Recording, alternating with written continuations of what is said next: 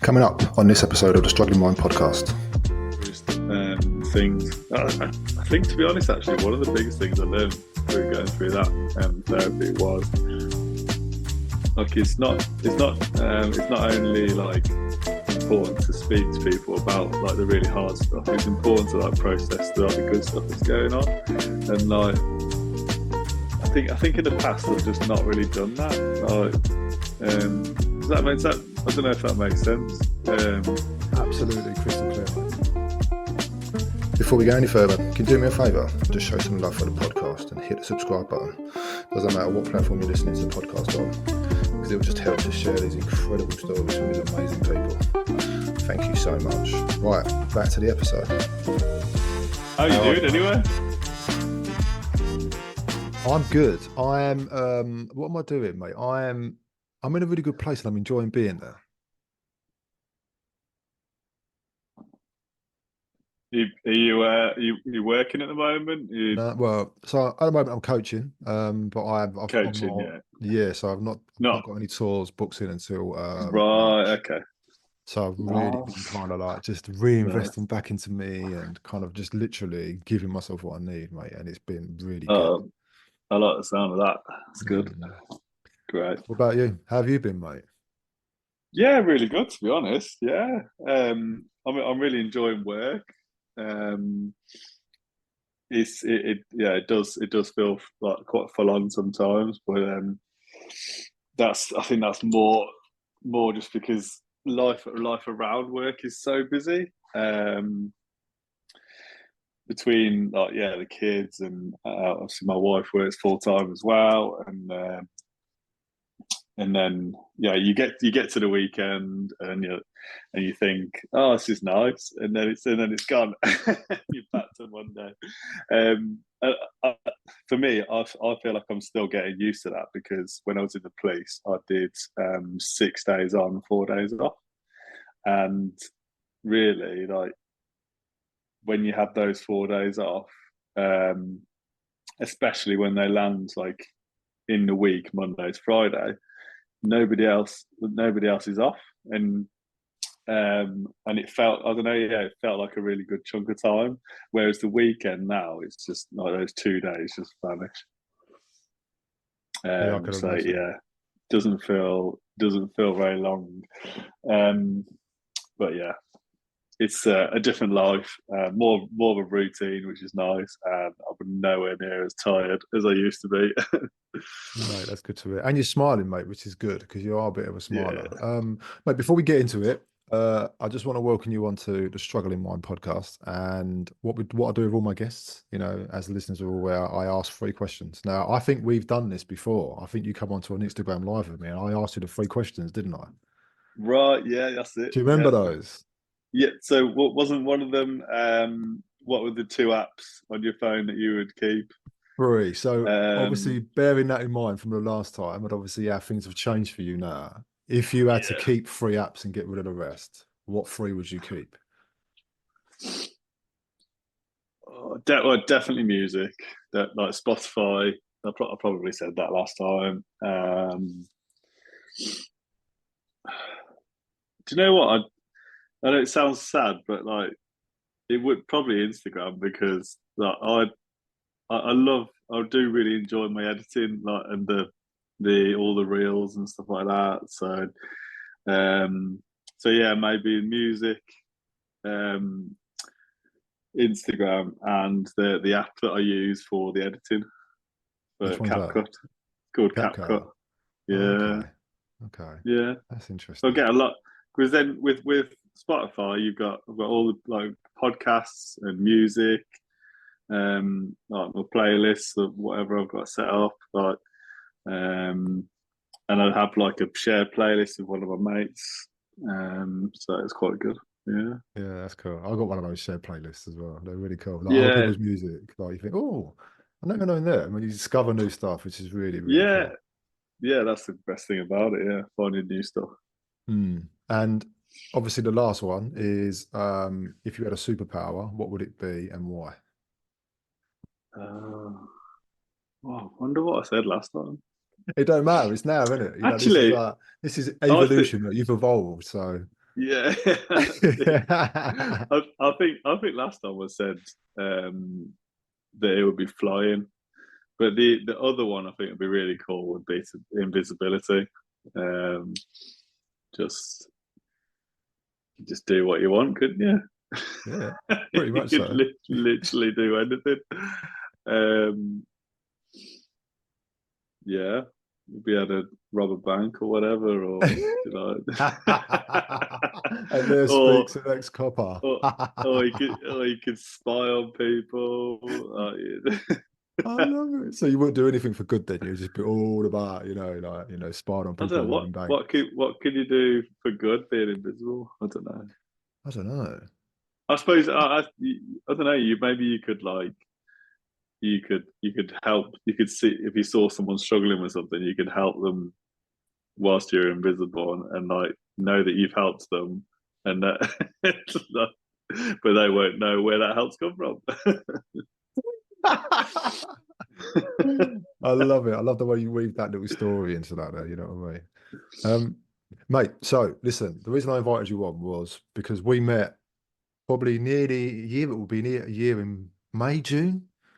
Yeah, when we did the Yeah, Three Peaks. yeah, the Three Peaks. And that was kind of Yeah, there was a lot of bonding going on that day. And I think a lot of friendships were kind yeah, of born out of that day, you know what I mean? that's it. Yeah, In a lot of senses. Because we spent a lot of time together doing a lot of things that were probably out of a lot of our comfort zones, and we kind of that's it. experienced that together. And I took quite a lot Mm, away from that day. It really kind of changed my perspective on relationships and connecting with kind of other men, you know what I mean, and being open mm, about stuff in that sense. And yeah, me and you really clicked, I felt. yeah, We yeah, kind of had a lot definitely. of things. And in some of the conversations we had, it was nice to see the other side. Mm, Remember we was talking about like psychosis, and I was talking about like my episode of yeah, psychosis, but you were telling me what it yeah. was like for, a police officer, arriving at the scene with someone suffering That psychosis. that's it. Yeah, yeah.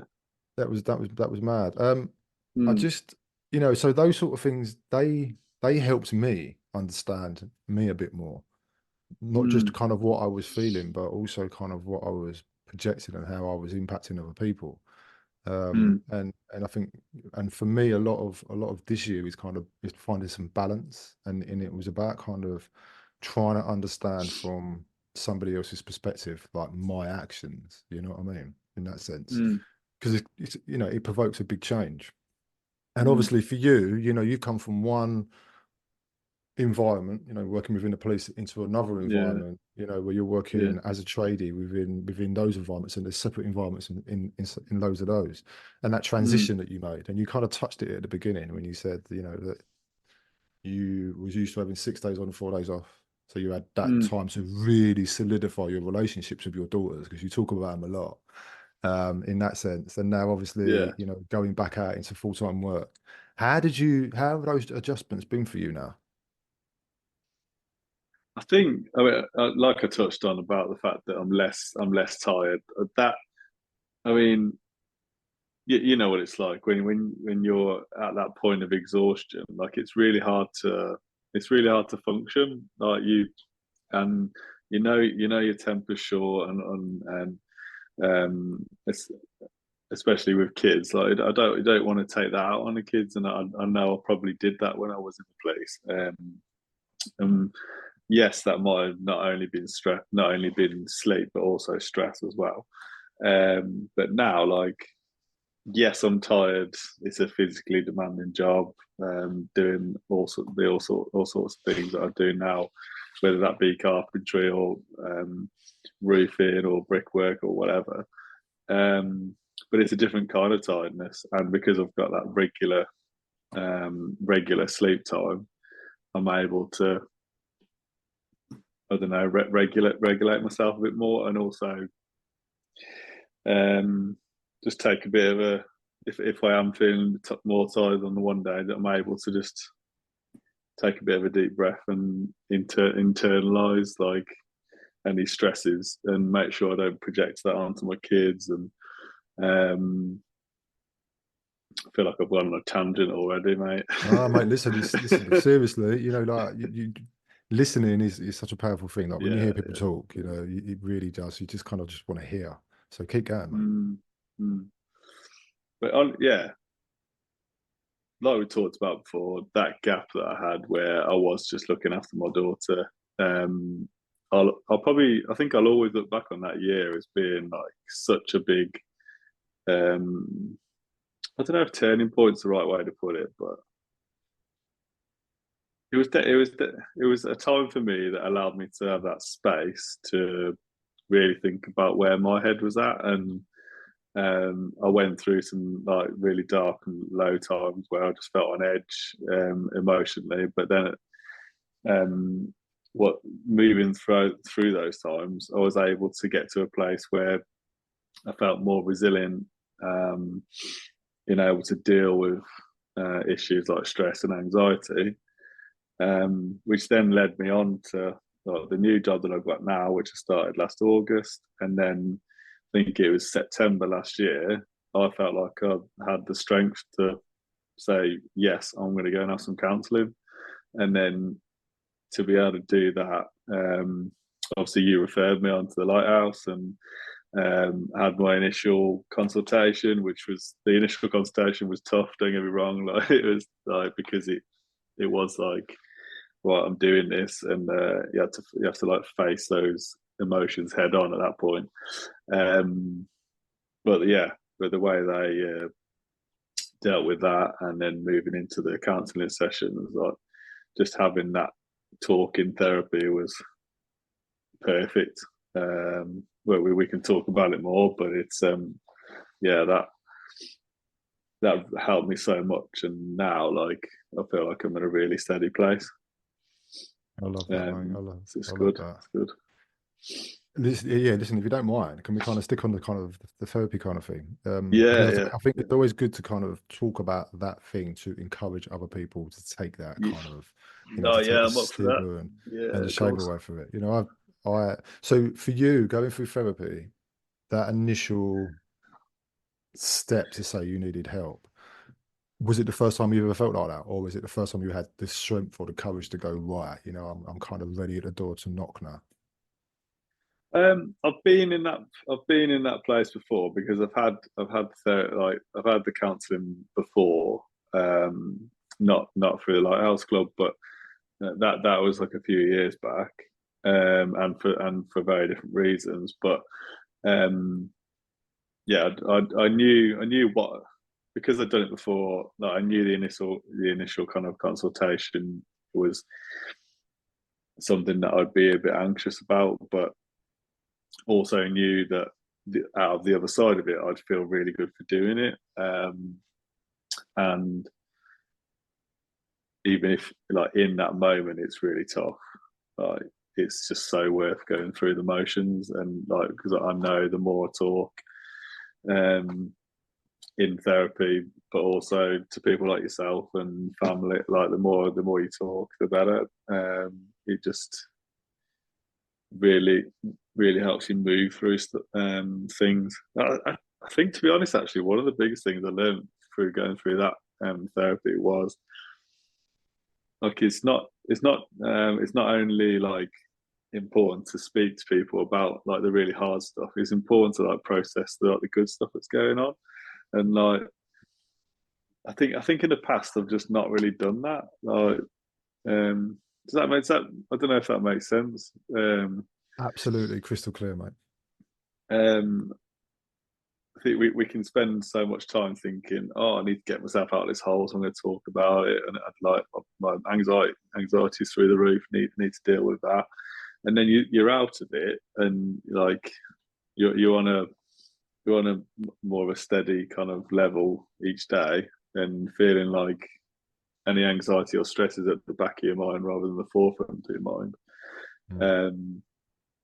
And it's easy to just think, oh, I'm fine now, and not talk about the fact that you've been through that process, and like kind of pat yourself on the back and be like, oh, you've done really well to do that. And like, due to do that with some friends recently who similar to me, of like just in a really low place, and just communicating about how they're feeling. The tough side of that is the person that was communicating with me doesn't live anywhere near me, so I found that challenging because I was like, why are you telling me this? Like, I live nowhere near you, but I knew that he was communicating with me because we have such a great friendship in that sense, and he trusted me and all that stuff. So to then like be that support for him, and then when he came and spent New Year's with me and my family, like it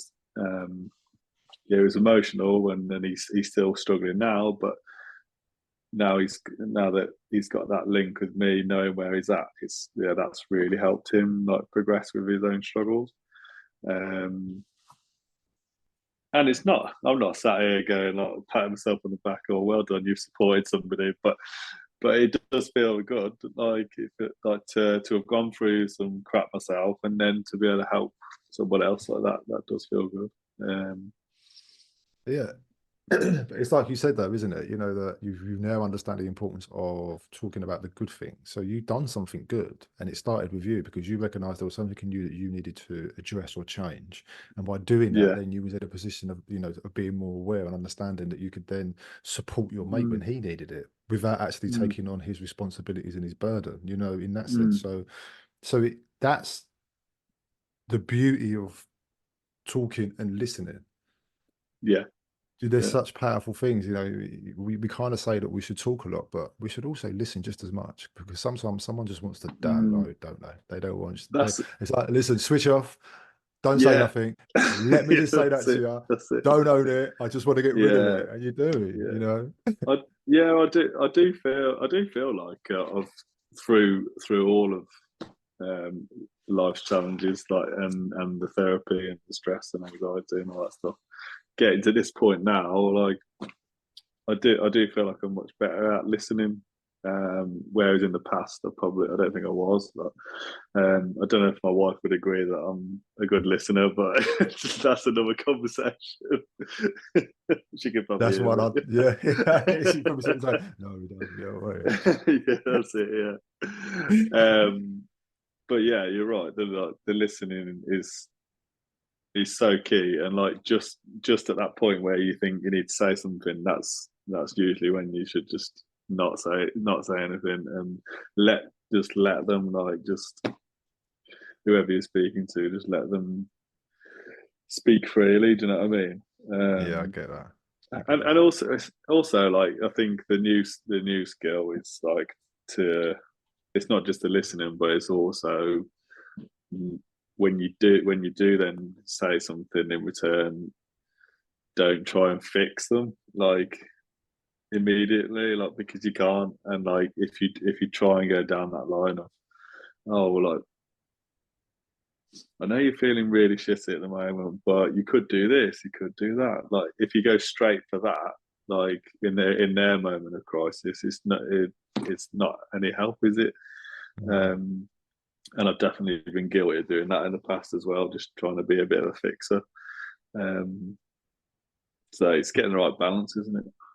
I think it is. I think you're right, mate. I think when you start to kind of, address certain issues and you start to see the benefits of it and how it's changing your life, you want to pass it on to everybody else. And I think we get to the point that Yeah, we're trying to force it on them, so we do have to take a step back and go like, tell yeah. me what you need from me. You tell me how you want me to show up, and then Mm, I can tell you what I can do. Because there's a clear yeah, line of communication there. Do you know what I mean? Like, I done the same things as you. I was trying to just fix people. I'm like, I've done this to myself and it's brilliant. You should do it. It's kind of that's it. like, Yeah, yeah, yeah. And and it's too easy to say, oh, you're feeling like this, you should go and get some counselling. It's a bit of a, it's almost a bit of a shutdown move, isn't it? You just yeah, go and have some counselling then, mate, if you're struggling. Like, just like it's just it's no good. It's no good. And no, yes, I did get to that point with this mate that I'm referring to. Like, we did get to eventually. I started suggesting that, but just in a very light way. Do you know what I mean? Like, because I knew that ultimately that's something that would help him, and that's what he's doing now. But yeah, it's just realizing that what they're going through is a steady process. It's not. It's not an overnight fix. No, it's definitely a lifestyle change. So here's the thing. Here's a question for you then. So you're supporting your mate at the moment, and there's a lot of people out there that kind of there is a misconception of how you should look, support and look after your mates. And so, Yeah, the best way to kind of educate each other is just to go, look, this is what I do when I feel that one of yeah, my mates is not feeling right or he's not presenting right. Or what for you would you, tip wise or some sort of insight just in yeah, regarding the yeah, situation you're in now for people out there that are listening to go, keep an eye on this, or this is what I felt, or this is my intuition, or, just do you understand what I yeah, mean? yeah, yeah. Well, I think the first thing is communication, like how you go about the communication, how regularly you go about the communication. I think in some respects, like after you've listened to them and they've talked through what they need to, in a very light way. What I did with my mate was I'd every now and then I'd drop him a message. I'd be like, "Do you want to chat on the phone? Do you want to send some voice notes? Like, do you want to text? Like, send some text or whatever? Like, just kind of find out the kind of communication they're comfortable with at that point." And for my mate, he didn't want the phone calls. He didn't want the audio notes. He wanted to just be able to just write long messages. And I was like, well, if that's what you need to do, and do that as and when. Like I was like, you can message me at 2 in the morning or whatever time. It's not gonna bother me, and I will get back to you as quick as I can. That kind of thing. Um, but yeah, I think what I'm trying to say is managing the expectation both ways on how much communication there's going to be, because um, if you do that, then I think it just allows them to feel comfortable. Do you know what I mean? And in the same respect that in one way you want them to be able to message you whenever, but then also I think it's important to be a bit boundary. Do you know what I mean? I'm not gonna. I might look at your message at 2 in the morning if it wakes me up or whatever, but I'm not necessarily going to reply right then. And yeah, it's just getting the right form of contact. I think that does help. And I think one thing as well is when someone's really struggling, they're not going to be the instigators on reaching out all the time. So and you just have to be okay with that. I think. And if they don't respond to you straight away, just be okay with that. You don't need to panic, and which I did, like panic a couple of times near the beginning. But then I thought actually it's not for me to panic about it. He has got people local to him as well, and just let them respond when they want to respond, that kind of thing. And yes, like check in with them once a week or whatever, so and just keep it really light. Right, where's your head at today, mate? How are you feeling? Do you want to chat? And just keep it really light like that, to be honest. Yeah, I think that's probably the most helpful kind of bits that I could put across. Yeah. Mate, they're brilliant tips because they're working with you and your Mm, friend, so that mm, kind of, allowing him to lead.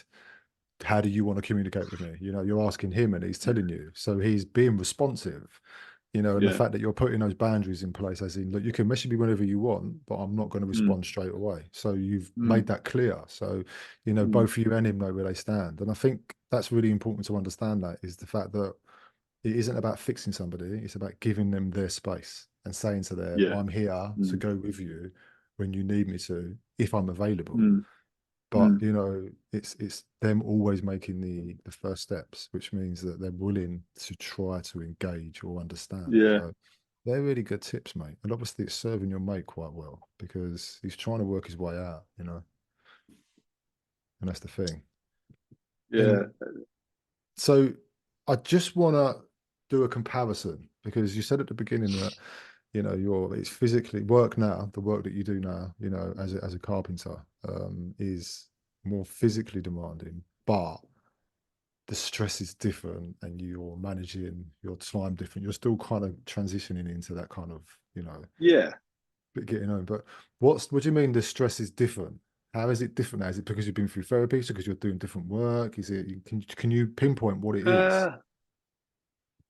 Uh, both, to be honest. I mean, the stress is different in that because of the therapy that I went through. I'm in a stronger place to manage stress levels in general. And I could talk about like particular coping mechanisms or whatever that I was given that I found useful and I have used. But then also the other bit you said, like this, the stress is different in. So when I was in the police, I'm dealing with crisis, like dealing with life and death situations. I'm dealing with very kind of heightened situations where my adrenaline's through the roof. Because you want to deal with things properly, and you don't, and because you want to protect people, and all of those things that police officers have to deal with. But now, like, yes, the level of responsibility is much lower. Like, we're not talking about people's lives. We're talking about doing work to a high standard. We're talking about I want to feel like I'm progressing, like skill wise. Every day I go to work with Dave. I want him to see that I'm progressing. I don't want to be asking the same questions again when he's told me how to do something, because I do hold myself to a high standard. So I guess maybe some of the stress comes from me having a high expectation on myself. And Dave does work to a high standard as well. So I want to like maintain that standard, whether that's keeping the site clean, tidy, whether that's doing a job in an efficient, timely way. Or for instance, there's some days when Dave's not about and I'm taking care of whatever he's asked me to do. Do you know what I mean? I still want to maintain that standard when he's not there, so that he knows he can trust me to do that. And it's all normal stuff. Like within the first 6 months of working with someone, you want to show them that you're willing to put the work in and put the graft in and work hard and maintain that standard throughout. Not just be really good in the first 6 months, but like keep going with that. So yeah, the stress is manageable, but it's just it's stress in a different way. Like, and a lot of that is like I said, that's me having high expectations of myself.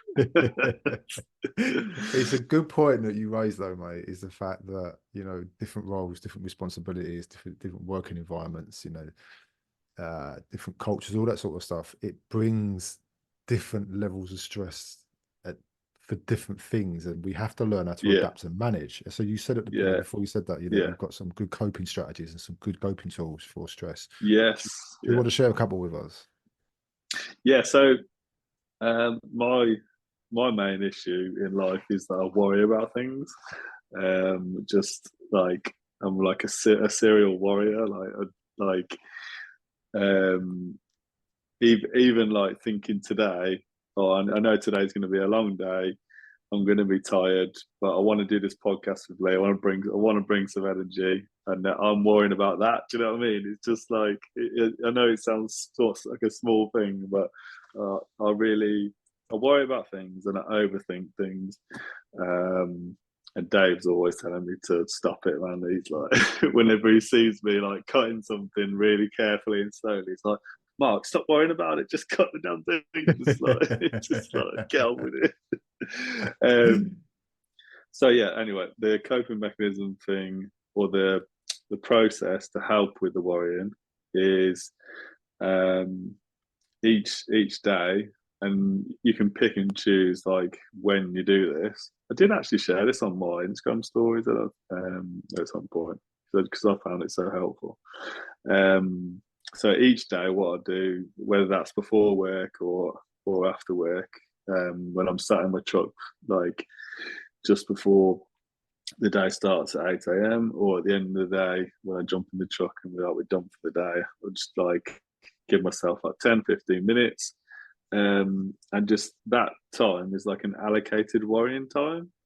And when we first talked about it and the therapist like suggested it to me, I was like, that's weird. I don't know if that's going to work.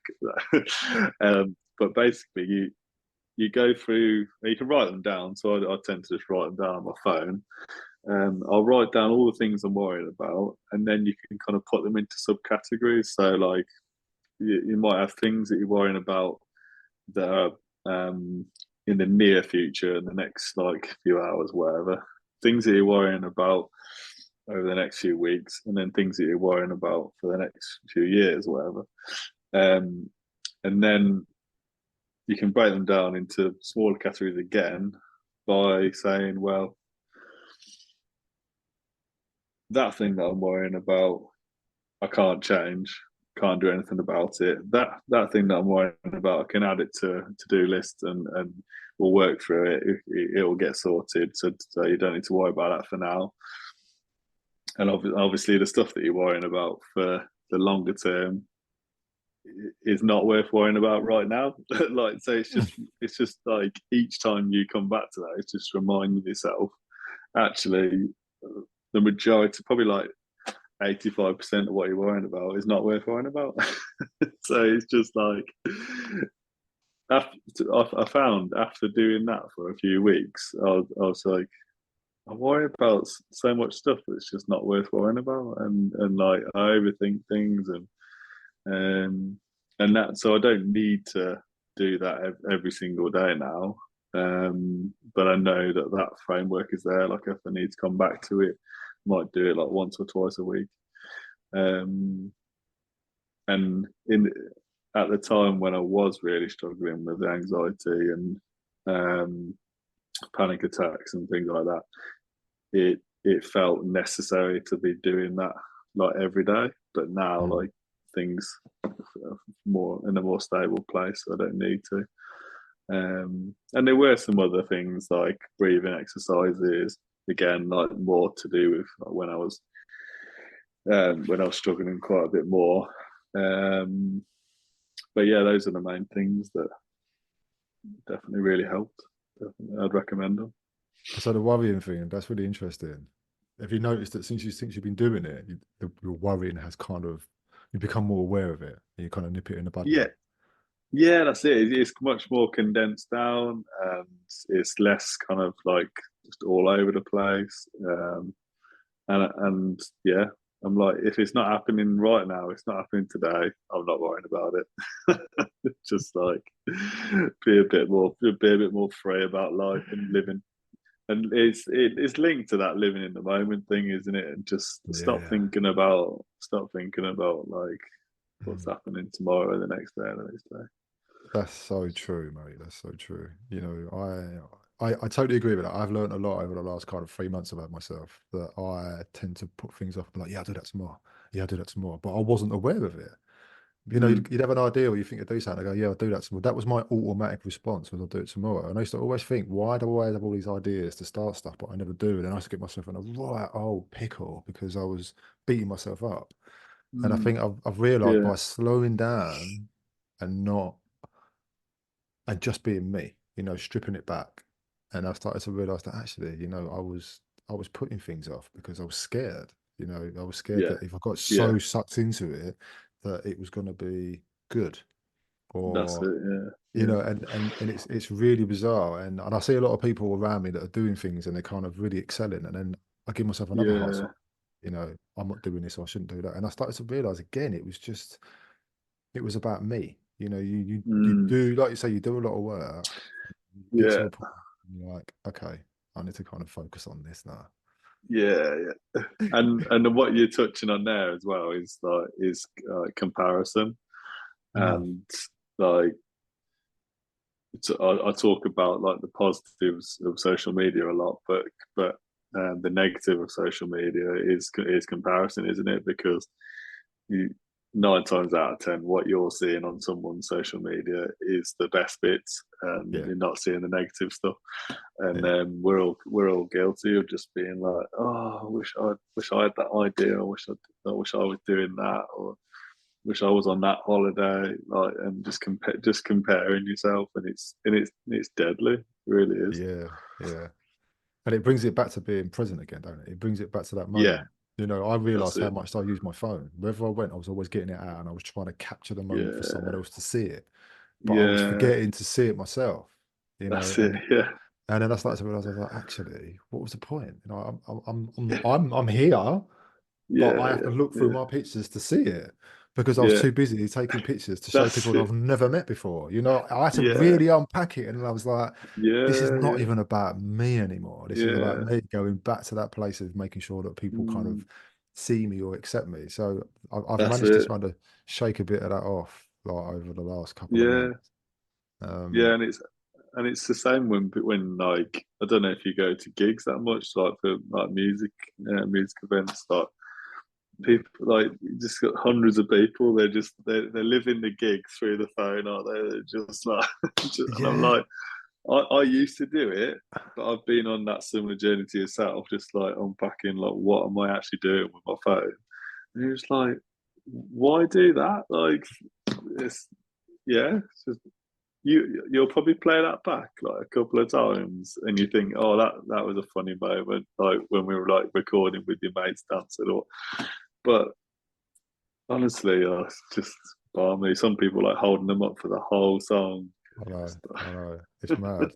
And you kind of it's almost like because you see so many people doing it, you feel obligated to kind of join yeah, in that that's sense, it. because we're in that kind of society, aren't we? And Yeah, I agree with you in regards to social media. You know, it's helped me a lot. You know, it's helped me understand myself. It's helped me kind of be aware. It's educated me a lot. But at the same time, it's also, mm, you know, it's given me I've climbed inside my head a lot because of social media, you know. So I've had yeah, to really put a lot of barriers in and a lot of boundaries to, you know, to look after myself because it was so easy to kind of sit yeah, there and go shit. And then 2 hours later, I'm so consumed by that that I start yeah, yeah, beating myself up. Do you know what I mean? And yeah, so it's exactly. it's Yeah, been good to step away. I've mm, seen your progress, right?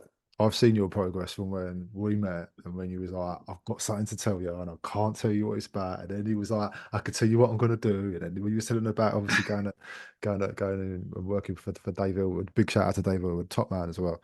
yeah, You know, and all that and how you was and you know, and you we was talking, you know, about what your concerns were about, you know, obviously going into full-time work and stuff like that. But there was that's always it. that undertone Yeah, of excitement that if you was yeah, doing something for you, you know, you got to that point and you'd really sat down and thrashed out the ideas and the dreams. And you was telling me that you was doing it with your missus as well, you know, about like how it will probably restructure the dynamics of your family in that yeah. sense. You know, Oh, definitely.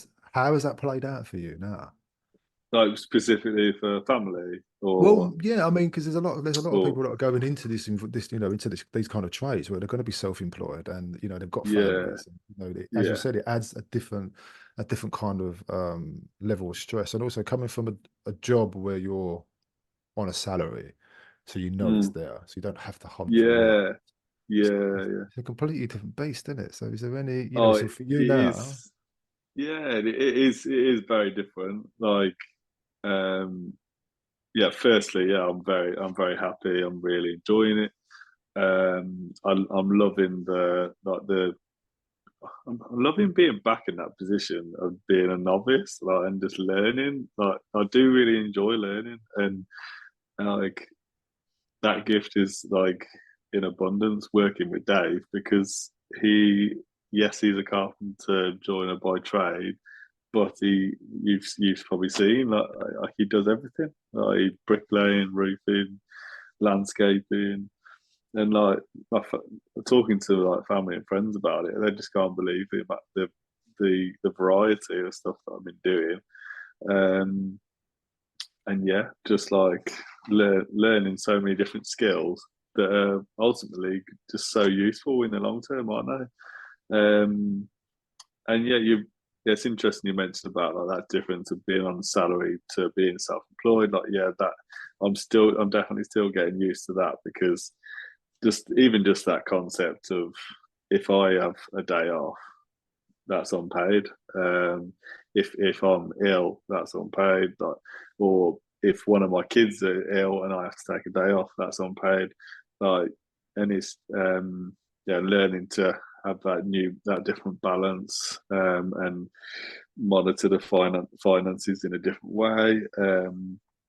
I don't have that stress of like running the whole ship by myself at the moment, because I'm working with Dave. He's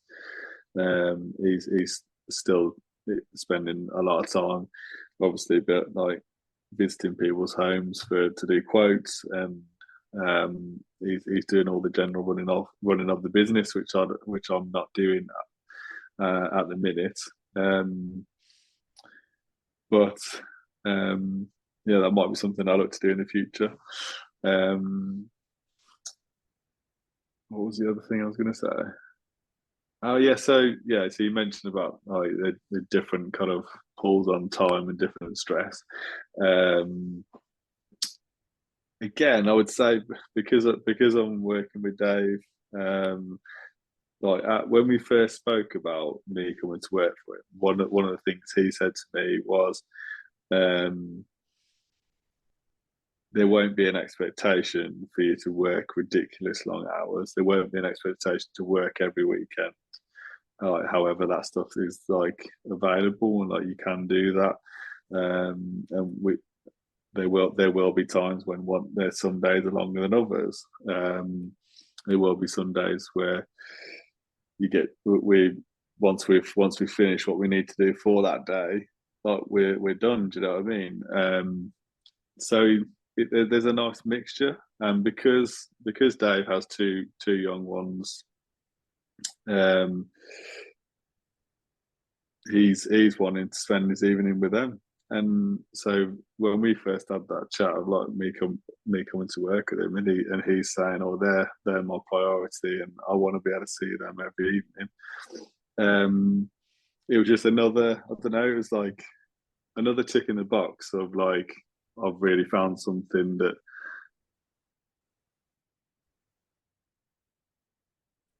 and I couldn't believe it, to be honest. I was like, the chances of that,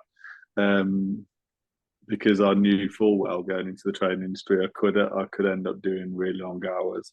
And yes, I might do more hours as the kids get a bit older, but at the moment it's fantastic. I can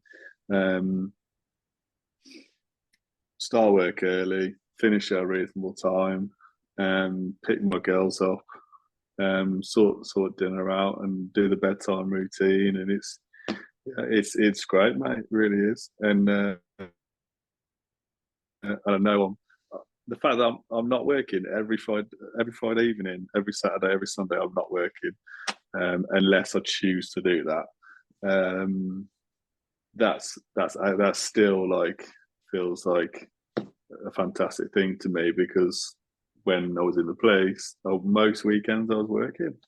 Really? And a lot of the time, Andrea was going off to social things by herself. Like, where's Mark? Oh, he's at work. Or she'd see family or whatever. Where's Mark? Oh, he's at work. Like, and it's just, I know how much of a toll that took, like, on her, and but she felt like she was parenting the kids like by herself. Like, when I was on shift for those 6 days, she was basically, she kind of just wrote me off for those 6 days. She was just like, Mark's not around for these 6 days, and when he comes back on rest days, you can check back into family life. And that was like kind of how it was, really. So now it definitely feels like we can tackle life as a team a bit more. Yes, yes, Andrea, she does feel that hit in the morning, because I start early. She's dealing with the school drop offs and that, but I pick it up the other end of the day. It's just it's a nice balance. Really good. Yeah, mate. Yeah, it's fantastic. It's that smile. Every time we say, that big smile is like, but do you know what? Sometimes, I think sometimes you just have to make that change, don't you? You know, we hum and harm about it so much, and we Yeah, actually, and we yeah, think we think more about the reasons why we shouldn't, because fear prevents us from making that leap. And you've done that, mate. You really have. And you sat down yeah, and you spoke about it, with your family, because it was going to impact them, because there was going to be some changes. mm, But the main reason was it was for your well-being and the well-being of your family. Because if you was being definitely. shitty and grumpy, as much as you Yeah, might have been trying to hide it from them, they were still getting that yeah. because they weren't getting a good version of you. Do you know what I mean? Whereas That's now, no, that's it. Yeah, yeah, and as you said yourself, yeah, it is hard work physically, but you get to come home with your girls, and that's the yeah. reward. And you get And to, yeah, even if the work is hard work, it is so satisfying. Like I and that's what confirms to me that I'm doing the right thing, because if I'm finding it satisfying, doing whatever task I'm doing, um, and I love the fact that it's physically demanding. Like, yes, it's tiring, but I love that. Like, I love pushing myself physically, and that's why I've always loved fitness. I've always been passionate about that. So that kind of like combined with the work, is fantastic. And then the creativity side of things, whether yeah, that be whether that be the creativity involved, like things like carpentry, um, or yeah, the problem solving as well. Like that's another thing, that I do really enjoy. The problem solving of the practical application of, like I never thought I'd be using maths day in day out. I'm awful at maths, but when it comes to the practical application of it, like because I'm enjoying the task that I'm doing, I'm not thinking, oh, I hate maths. This is stressful. Like, how am I going to work that out? I just get on with it. Do you know what I mean? yeah, Um, yeah, it's a great feeling, isn't it, when something clicks like that and you think, oh, I'm doing the right, I made the right choice. yeah, yeah. Yeah, Um, Mate, 3 tips for anybody that is maybe considering transitioning into a different career, be it either from the construction industry out or from outside the construction industry in. Is there like yeah. 3 good tips that you can offer somebody that's thinking about that? I think my first tip would be 100%, like commit to it 100%. Like, don't half-ass it. It, make that decision, make the jump, and then commit to it 100%. Like, don't you can't ease off the pedal when you make that decision. I don't think. Like, you just Mm. just just go for it. And secondly, you might 100% commit to it, and you might throw yourself like head first in, but things will go wrong. You will have you're still going to have challenges. The grass isn't greener on the other side. It will be tough in other ways. And like I know that, like, there've been some weeks where I have been feeling exhausted. I've been feeling exhausted going into work, and that's never a great sign for the day ahead. But sometimes that is just the way it is. And just knowing that you're going to have to push yourself when you don't necessarily feel like pushing yourself. And particularly working in this country, like with the rain and the cold, like it's Yeah. you we're doing a lot of outdoor work at times, like, and that stuff can get to you. Probably less so because I'm working with somebody else. Like, it's a bit, at least you can laugh and joke and moan about it together. Do you know what I mean? Yeah, yeah, yeah. And thirdly, it's just, yeah, a bit, be patient. I think, um, that I'd always advise people to be patient, like in whatever you're doing in life. But patience is a really important thing, isn't it? Um, yeah, we'll put two into the last one: being patient and present. Being patient and present. Yeah, Right, I kind of like that. yeah, So yeah, commit, commit, commit to the process. You know, yeah, go in with fresh eyes, as in you're yeah. learning from day one. You know, so don't That's have it. any Yeah. expectations of I'm going to know everything straight away. No, no, no, Um, no. Yeah, and that's it. and be patient. I like that. That's the one. Yeah, Mate, I just want to touch on one more thing that you just said because it's really important just to highlight this in the sense of the kind of the industry that we're in and obviously relating back to kind of the well-being and the the physical and kind of emotional mentality of people within your environment, and yeah, you said about it's easier when you work with somebody else. yes, yeah. How important is that for somebody that works in your industry? I so many people work self-employed by themselves, and they're working day in day out by themselves. And yes, like I think there's argument for like there's some positives of that. You got complete like freedom to just set your own hours and all of that stuff. And you could wake up one morning and think, "Oh, I'm not going to work today." Like, because when you're not working with other people, like that's different. Because I know a carpenter who works by himself, and that's how things work for him. He does a lot of stuff in the workshop. Um, but I just think that I know for me and Dave anyway. Like, we can bounce ideas off each other. We can talk about when we don't feel so good. We can talk about um, the positives as well. Like I said earlier, like we can talk, we can encourage each other. Like, I think things going well, or um, just having that, just the other bit of the work banter. Um, but yeah, I think personally, I would rather be working with somebody else. Yeah, and going through that with someone else Yeah, um, is it is a I think it is a really special thing, to be honest. Yeah, yeah, yeah. I like that. you And spend yeah you're go on. spending so much time together. Um, you almost get to that point where you're comfortable you can be comfortable in silence, but you can also have those days where you both got lots to say, and um, yeah, you're chatting about how you're feeling, like, and that's the key, isn't it? Because Yeah, if you don't do that, then yeah, we know what happens. Things go downhill. yeah, they do. That's it.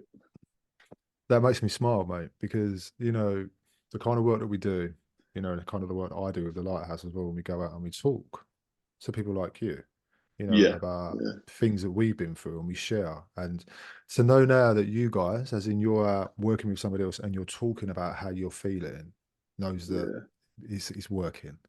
It really Oh is. yeah, definitely. Yeah, and we regularly talk about Yeah, you and Rob and like um we obviously, because it's there on social media, like we want to interact with that and encourage it, the work that you guys are doing. And it is just that it's that constant reminder. The stuff that you're doing, the stuff that Rob's doing, and there's a few other people now, isn't there, who talk about mental health as well on their trades Instagram pages. Yeah, I think it spreads, doesn't it? mm, And that's really good. mm, And it's just so good to see it, because we know the stats are for, especially for like the men's mental health. Like, it's scary stuff, and it's not showing signs of improving right now. But like, at the end of the day, if it's that thing, isn't it? If we can help one person um, by sharing our own story, then that's just really important, isn't it? I have this special kind of affinity, respect for you guys for what you Yeah, do because you create people's dreams. yeah, That's what you yeah, do. You build yeah, houses, you yeah, create blocks, you build all these things, carpentry, plastering, painting and decorating, electricians, plumbers. bricklayers. Yeah, It's probably a trade that yeah. I've missed out on. I'm sorry, but every single one of you guys, you all create That's it. someone's vision, and you create someone's Mm. happiness, and that's a special place to be in. It really is. In that sense, because I think some people's opinions of people within the industry are very draconian, but they're starting to change now, and Yeah, that's because yeah. you That's it. guys are talking Yeah, about it. You guys are actually yeah. having conversations, and Mm. your work, man, like reels and videos that have come on, seriously, like they've come on leaps and bounds, and I get fascinated by seeing the start, the middle, and the end, the progress, the Yeah, process, what you that's do, it. Yeah, And I've never yeah, really been into that sort of stuff, but it's that's what you do day in, day out. And now we've yeah, got yeah. the ability to be able to look in from the outside and see what you do. That's what changes people's opinions. Yes, yeah, You, yeah. you know what And I mean? You're not just they get to see that hard work. They get to see yeah, the creativity. yeah, They get to see the yeah. passion behind it. Um, because all those things are there. Yeah, Yeah. it's good. It's And good that's the that people beauty get to of see that. yeah, definitely. Like Yeah, otherwise social media was definitely a blessing. We would never have yeah, connected at all. But to be able to yeah, see to be part of that now, and I think for me personally, when I first opened up on social media, it changed my life because then I started to see that there was a lot more people that was feeling the same way that I was feeling, and they were talking the same language. Do you know what I mean? And I was just kind of yeah, like, yeah. let me get some more of this. Let me see what I can do Mm, in that yeah. sense. But you're right. You have to find a balance, mate. You really Yes. do. You have to Yeah. be able to Yeah. sort of finish that world or that part of your life and then go into your new part, be it family or whatever, and not allow Mm, it to pollute too much in that sense. And it yes. seems like Yeah. you're working on your little code, mate. Like, yeah, you're trying to work on your little, you're cracking your little code, and mate, I'm proud of you, man. Like, I really am. Like, seriously, you set out to do Oh, mate, I exactly what you said appreciate you're that. gonna do, and you're there now. So Yeah. well done, mate. Yeah. Well done. Yeah. Mark, appreciate your time. No, it's been fantastic. Thank you, Lee. And as I always say, I love the opportunity to chat about mental health, chat about where we're at, and hopefully it helps somebody. Mm. So before you leave, how you feeling? Great, mate. Honestly, I was feeling like knackered when I got home. I was like sat there eating my dinner. I was like, oh, I need to like get some energy up here for this. But that's really woken me up. That has. I'm half tempted to go to the gym. So just to give you a bit of context, right, for those of you that are listening, I completely forgot about recording this podcast. I had no knowledge of it. I denied any knowledge of it. And I looked at my WhatsApp and I was like, no, he didn't. And I looked at Instagram and I was like, oh shit, he did. So I've been scrambling about trying to get prepared, and this man's come in And after a long I was like, gone. oh, I thought I'll just drop Lee a message. Like he's an organised guy. Like I'm really surprised I'm just surprised I've not seen an email off him about this. Like there's just nothing there. Oh, where is it, Lee? What? What? We're doing a podcast. I'm not like that. Normally I'm really organized. That's why I was kind of like, I thought you shit. were. I thought you were. I am. I but am. but that's exactly why I then thought it was me that had screwed up. I thought I'd put the wrong date in my calendar. But I did try to use that as a way of getting out. I did say, like, if you've not got it in your calendar and I've got it in mine, then like, yeah, some of us, and I was like, yeah, it's me. So as I said, mate, I'm glad that you sent me the text, and oh, it's it's good all to good. see you, It's mate. all good. It's good to see you. It's all good. I know it's great to see you and have a bit of a catch up as well. Nice one, mate. Nice one. Thank you for listening. I hope you enjoyed that. Don't forget to leave a review and subscribe.